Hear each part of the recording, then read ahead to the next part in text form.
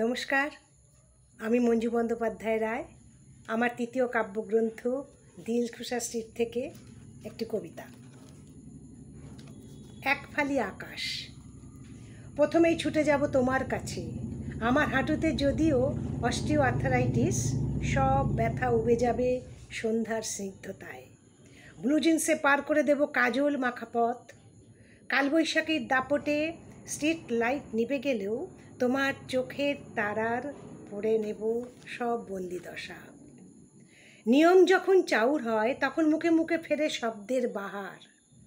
বছরে কটা দিন জুতো জোড়া ব্যবহার হতো মা জানতো, অথচ মা জানতো না লকডাউন কি। গভীর ক্ষত সৃষ্টি করত আইসোলেশন। এক ভর্তি পরিবারে দিন গুজরানের সাথেও যে আইসোলেশন হওয়া যায় সেটা বুঝতে কোনো লকডাউন লাগে না। জানলার খড়খড়ি পৌঁছে দিত এক ফালি আকাশে। সেখানে নিত্য নতুন উপন্যাস লেখা হতো।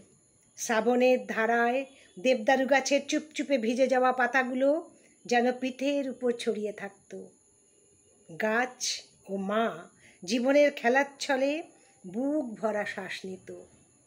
এক ফালি আকাশ আমার ও সব নিসঙ্গতা কাটিয়ে দিত।